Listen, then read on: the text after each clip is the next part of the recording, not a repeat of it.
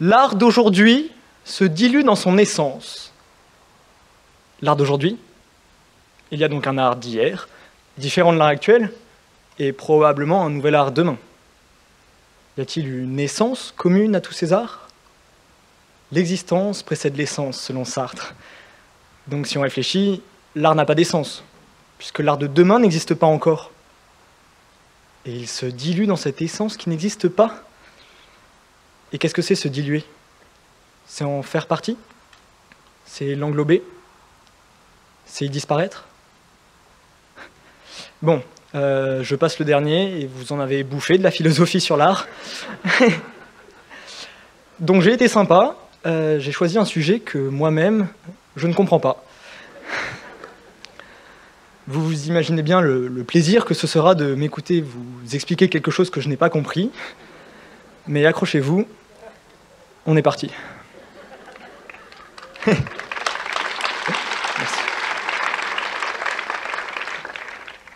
Hier, l'art. Vous avez peint de vagues formes animales sur les murs de vos grotesques cavernes, puis bâti en l'honneur de vos dieux leurs merveilles. Des statues antiques aux enluminures, des poèmes aux cantiques, d'une scène à l'autre, diversifiant les supports, diluant ce qui semble, à première vue, être l'essence même de l'art, la beauté. Cette beauté d'un art esthétique, qui n'a pas de rôle à jouer. L'art pour l'art, qu'on oppose souvent à l'art engagé. Ce raccourci fait pose en fait une question, d'apparence facile à étudier. Quelle différence y a-t-il entre un artiste et un artisan? L'utilité, me répondrez-vous. Un artiste peint un tableau et un artisan construit une chaise. Bien.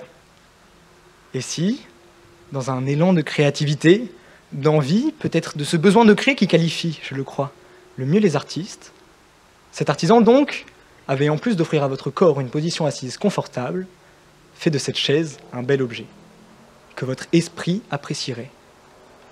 Et si ce peintre dont nous parlions avait été payé pour dessiner sur un plafond de chapelle un motif qu'il n'avait peut-être même pas choisi? La rémunération, qui suit la commande, vous dérange peut-être. On oublie souvent que certains arts sont également des industries. Au cinéma, par exemple, on oublie les contrats, on oublie les stars, on oublie les producteurs, on oublie les énormes studios. On oublie que parfois, les artistes sont contraints de produire encore et encore des choses à la fois fades et consensuelles, banales et déjà vues, attendues souvent, surprenantes rarement, du contenu pour abreuver les contenants que nous sommes, que finalement, à l'image de tous ces mots qui ne désignent rien, on oublie. L'argent qui est en jeu, souvent inconnu des enjeux de l'art, n'est pas véritablement un problème.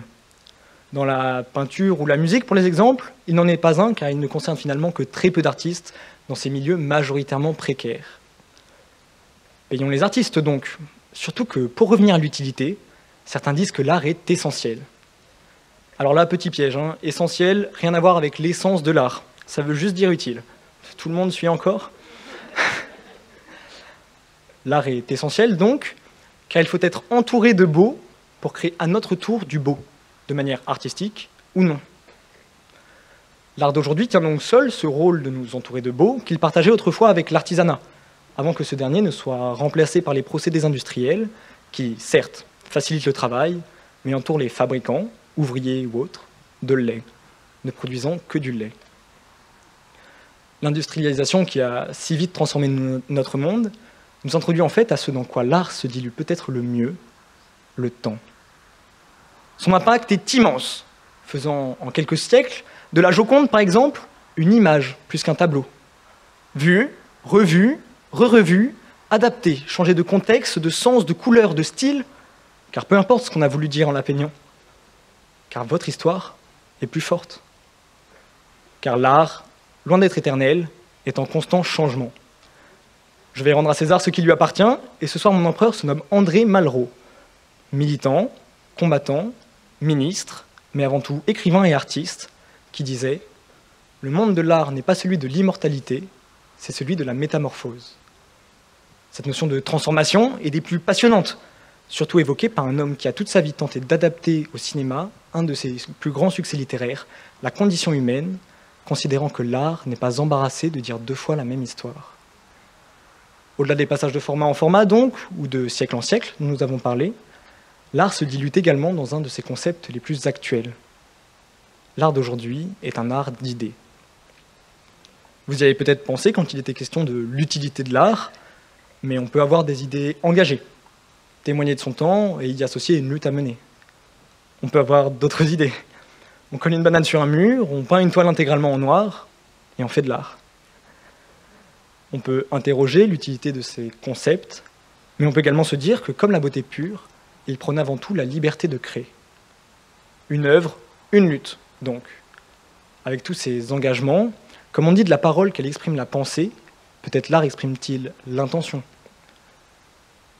Cela reste, je trouve, insatisfaisant.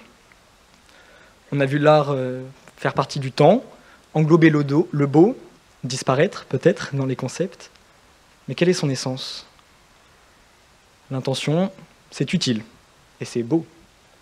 Mais l'art, c'est essayer, c'est échouer, c'est se découvrir, c'est se perdre en se souvenant que l'errance a son importance, car l'art de croire, l'espoir, n'est peut-être de l'espérance. Et si on ne comprend toujours pas, pourquoi ne pas simplement dire ce que l'on pense? L'art est donc, selon moi, plus qu'une forme ou un choix, il n'est pas le moyen, il est l'expression. Si la parole dit l'idée, l'art est émotion. Merci de nous avoir écoutés.